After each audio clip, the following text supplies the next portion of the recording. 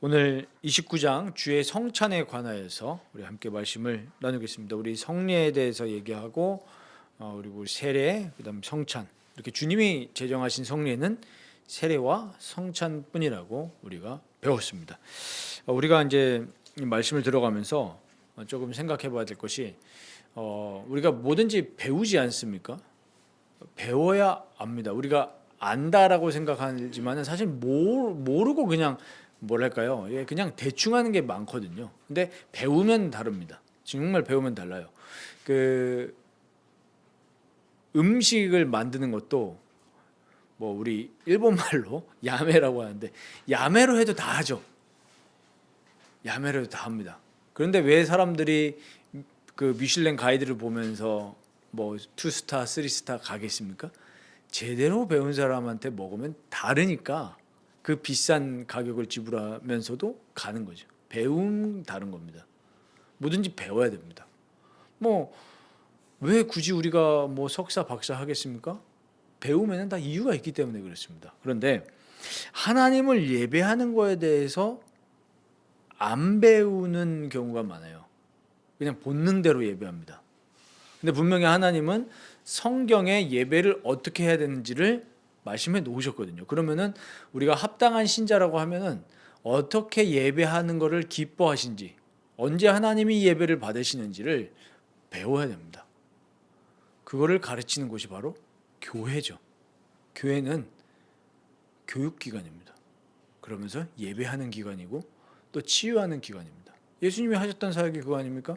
가르치고 전도하시고 치유하셨습니다. 그래서 교회는 예배하는 것을 가르쳐줘야 됩니다.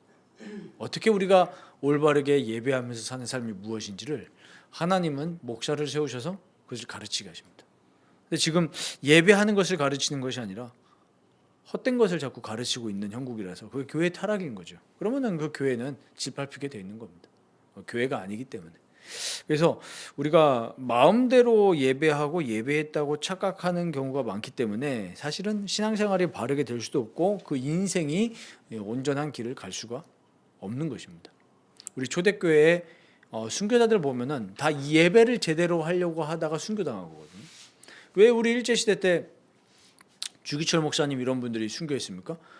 올바르게 예배하려고 하는데 그 예배를 그렇게 하지 못하게 하다가 거기에 저항이라기보다는 그냥 온전히 예배하려고 하는데 그 당시에 일본이라는 이 제국주의 국가가 이 우상 숭배를 하게 하니까 우리는 그렇게 할 수 없다.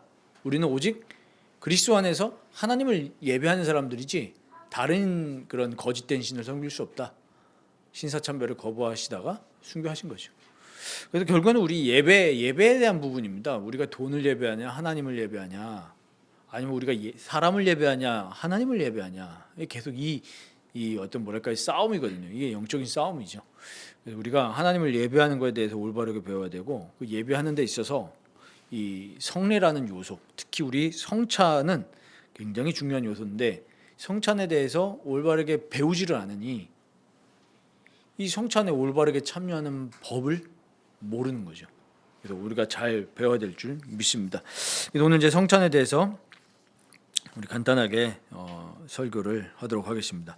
뭐 잘 아시듯이 우리 1절에도 나와 있지만 이 언제 제정하셨습니까? 주 예수께서 배신당하시던 밤에 주의 성찬이라고 불리는 자기의 몸과 피에 관한 성례를 그의 교회에서 세상 끝날까지 지키도록 제정하신 겁니다. 이것은 세상 끝날까지 주님이 다시 오실 때까지 유효한 성례입니다. 그래서 성찬은 계속적으로 집례를 해야 됩니다. 의무고 필수죠. 주님이 제정하신 거기 때문에.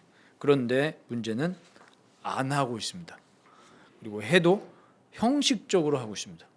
그러면은 하나의 결핍이 생기는 거죠. 해야 되는데 안 하니까 영적인 유익을 누리지를 못합니다. 자, 성찬은 뭐와 긴밀하게 연결되어 있습니까? 신자의 거룩한 삶과 긴밀하게 연결되어 있습니다.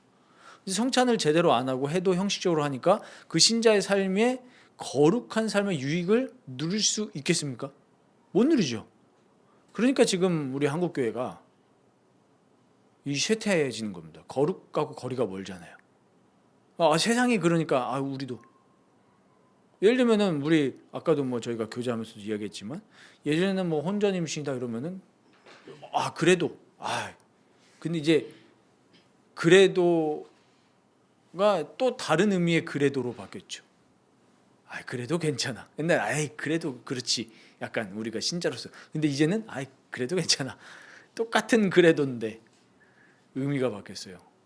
그 말은 이 우리 신자들이 그리스도와 연합해서 나의 지식적인 그 어떤 이 캐파에서 다 알 수 없는 영적으로 우리 믿음으로 그 그리스도의 죽음의 유익이 나에게 딱 임해져서 나도 모르게 이 성찬에 참여하고 그리스도의 말씀을 들으면서 변화되는 거예요. 내 힘으로 변화되는 게 아니잖아요. 그리스도가 변화시키시는 거니까. 이 유익을 맛보지를 못하니까 변화가 없는 겁니다. 선포되는 말씀도 있지만 우리가 이 보이는 말씀, 이 성찬을 통해서 그리스도의 죽음과 연합한다면 우리 크로스비 우리 여사의 고백처럼 세상과 나는 간고도 없고 자꾸 세상이 싫어지고 세상이 미워져야 돼요. 죄가 미워져요. 세상과 등지고 살란 말이 아니라 알지만 분별이 되는 거죠. 제가 저희 아이들한테도 그 애니메이션을 보여주면서도 이건 돈 아깝거든요, 솔직히. 집에서 보여주려고 해도 6,500원인가 5,500원 결제해야 되는데. 근데 얘기해 줬죠. 분별해야 된다. 분명히 여기에 하나님을 예배하는 것이 심겨져 있는 것이 아니라 나를 예배하고 세상의 죄악을 예배하는 게 심겨져 있는데 그걸 가르쳐 줘야죠.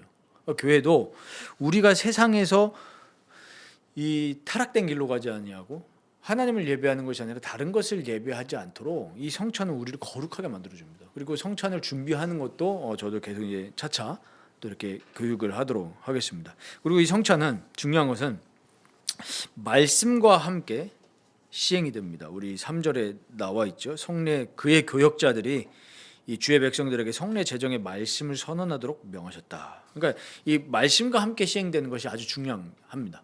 그냥 말씀 없이 이 떡과 포도주만 준비해 가지고 돌리면 성찬이 아니에요. 이 성례의 말씀에 대해서 전해야 됩니다. 그러니까 미신적인 요소로 진행되면 안 되는 거예요. 로마 카톨릭 같은 경우에 이 화채설 얼마나 미신적입니까? 말씀이 없어서 그런 거예요, 결국에. 그런데 로마 카톨릭뿐만 아니라 우리 한국 교회 안에도 얼마나 미신적인 요소가 많습니까? 성찬에 대해서 정말 성도들이 교육 한 번 없이 성찬에 참여합니다. 그냥 세례 받았으면 그냥 참석해요. 제가 그때 제일 참 뭐랄까, 이게 어쩔 수 없나? 이게 정말 세례 요한처럼 성령 충만 받지 않으면 어쩔 수가 없구나. 그걸 느꼈던 게 뭐냐면 지난 정권 때 있죠. 대통령이 그 부활절 연합 때나 갔어요. 그래가지고 한국교회 그 메이저 교단 목사님 다 모여 있었죠. 근데 대통령이 왔다고 성찬 그냥 같이 참여하게 하는 거예요. 제가 그거 보면서 그리고 이 뭐 어느 정권이든 간에 대통령들이 이제 교단에 이 중요 교단의 종교인들 부르잖아요. 제가 한번 생각을 해봤어요. 만약에 지금 이재명 대통령이 나를 청와대에 불렀다. 속으로 생각해봤습니다. 난 뭐라고 할까? 근데 세례 요한처럼 성령 충만 받지 못하면 그 용기가 안 나옵니다.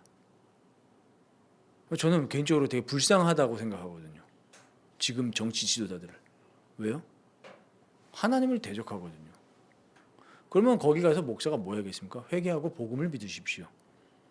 회개하고 복음을. 근데 그 용기를 가진 주의 종들이 없는 것 같아요.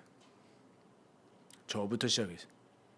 이거는 성령 충만 받지 못하면은 이런 것들을 타파할 수가 없습니다. 한국교회 정말 이 올바르게 예배에 대해서 못 가르치고 미신적 요소가 많은데도 목사들이 그 입번 끝 하나 못하죠. 물론 그 당시에 그 부활절 때 그 같이 그거 성찬을 그렇게 집례를 하면 되냐? 그 사람이 세례 받았는지 안 받았는지도 모르고 세례 받았다고 해도 우리가 다른 교회 가서 참석했을 때 반드시 그 목사로부터 확인을 받아야 됩니다. 세례를 받았는지. 그리고 세례를 받을 수 있는 지금 믿음이 있는지, 아니 그 성찬을 받을 수 있는 믿음이 있는지, 세례를 받았다 해도 근데 받을 수 있는 믿음이 없다면 받지 마십시오. 그냥 보십시오. 이렇게 해야 되거든요. 그리고 또 엄격하게 하는 데는 다른 교회를 방문을 했을 때, 예를 들면 여행이나 출장차 다른 교회를 가서 성찬에 참여를 할 때 어떻게 되냐면 본 교회의 담임 목사에게 증을 가지고 가야 됩니다.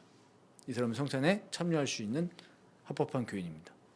물론 그거를 너무 막 이렇게 할 필요도 없겠지만 어쨌든 그런 부분들이 분명히 있는데 이거를 올바르게 가르쳐주지 않고 사람 눈치 보면서 아무리 대통령이라도 그렇지 그걸 그냥 성찬을 줍니까? 반드시 먼저 물어봐야죠, 예배 전에. 그럼 예를 들면 그럴 수 있죠. 저희가 너무 잘 알고 친숙한, 예를 들면 어느 뭐 성도분들이 교회 오셨단 말이야. 하필 그날 성찬하는 날입니다. 그럼 어떻게 하겠습니까? 아무리 나랑 친하고 잘 안다고 할지라도 지금 우리 교회 등록해서 등록교인이 아니잖아요. 그럼 미리 사전에 예배를 참여할 때 오늘 성찬이 있는 날입니다. 그럼 성찬은 이런 의미가 있고 우리 성도님이 아니면 혹은 집사님이 성찬에 참여할 이 지금 믿음 그리고 준비가 되셨는지, 정말 그리스도의 그 피에 의지해서 지금 믿음 생활하고 있는지 물어보고, 오늘은 제가 좀 성찬에 참여할 믿음이 안 됩니다. 그러면은 그럼 다음에 하십시오. 다음에 신앙생활을 강화시켜서 그리고 맞다고 하면은 성찬에 참여하는 거죠. 근데 이런 부분들이 하나도 없으니까 지금 예배를 올바르게 못 배우니까 예배에 대한 신학이 다 무너져 버린 거예요. 참 안타깝죠. 아주 그때 그 당시에도 뭐 조금 뭐 논란이 좀 있었는데 금세 또 없어지더라고요. 참 아쉬운 부분입니다. 그래서 우리가 이 성찬에 있어서 제일 중요한 것은 뭐냐면 영적으로 그 은혜를 받고 먹는다는 것을 우리는 잘 이해해야 합니다. 아까도 성찬식 때 말씀드렸지만 이 십자가에 못 박히신 그리스도와 그의 죽음에서 오는 모든 은혜를 받고 먹는 것입니다. 그렇기 때문에 함부로 이 죄를 가지고 성찬에 참여하고 믿음 없이 미신적인 요소를 가지고 성찬에 참여하면 안 되는 거죠. 여기서 중요한 것이 있습니다. 우리 7절에 보시면은 이 합당하게 성찬에 참여하는 자는 성례에서 보이는 요소들에 외적으로 참여하며, 외적으로 참여한다는 이야기는 우리 말 그대로 이 물질적인 이 빵과 피를 우리가 먹고 마시죠. 외적인 참여입니다. 그리고 믿음으로 말미암아 내적으로 참여하며 우리 심령이, 우리 영혼이 참여하는 거죠. 그리고 참으로 참여한다. 하지만 물질적으로나 육체적으로 받는 것이 아니라 영적으로 십자가에 못 박히신 그리스도와 그의 죽음에서 오는 모든 은혜를 받고 먹는 것이다. 그러니까 우리가 영적으로 잘하려면은 성찬식을 반드시 해야 되는 겁니다. 우리가 주일에 목사를 통해서 하나님이 선포하시는 말씀뿐만 아니라 이 성찬을 통해서 내가 그리스도의 십자가에 못 박히신 그리스도와 그 죽음과 그 희생에서 오는 은혜를 내가 지금 먹는 거다. 영적인 양식을. 우리가 뭐 저희 애들 어제 아내랑 그 얘기했거든요. 자기 전에. 모르는 사이에 애들이 이렇게 컸네? 보니까 진짜 큰 거예요. 가까이서 보니까. 저희 딸만 해도 제가 밤에 양치를 시켜주는데 얘가 애기가 아닌 것 같은 거예요. 약간 조금 뭐 표현이 이상한데 뭐 서럽다고 해야 되나? 뭐 아쉽다고 해야 되나? 벌써 이렇게 컸나? 예전에는 뭐 조금 프라이버시한 얘기지만 뭐 가족끼리니까 뭐 이렇게 씻을 때 가족끼리는 편하니까 화장실 갈 때 뭐 남들이 손님이 오면은 다 바지 입고 화장실에서 이렇게 갈아입고 하겠지만 뭐 가족끼리 있을 때는 그냥 뭐 속옷바람으로 그냥 거실을 지나셔서 뭐 저만 그렇습니까? 다 그렇지 않습니까? 근데 이게 요즘에는 약간 좀 뭐랄까 그냥 느낌이 그런 거예요. 그냥 약간 이게 뭔가 옛날에 그냥 문 열어놓고 샤워하고 그래도 이제 딸이 바깥에 있으면은 그 문을 닫게 됩니다. 약간 느낌이 얘 컸구나. 왜 웃으십니까?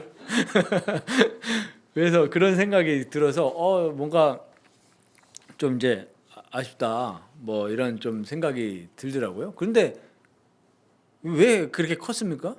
육체적으로 육신의 양식을 계속 먹으니까 크는 거예요. 저희가 아내한테 우리가 밥을 줬지만 그래 얘네 보이지 않게 잘하고 있었고 이렇게 잘하게 하신 건 하나님의 은혜구나 이런 좀 얘기를 좀 했는데 육신의 양식은 먹으면서 우리가 영적으로 잘할 수 있는 그 양식으로 그 은혜를 우리가 누리기 위해서 예수님이 직접 제정하신 성례가 성찬인데 성찬을 안 한다니까요.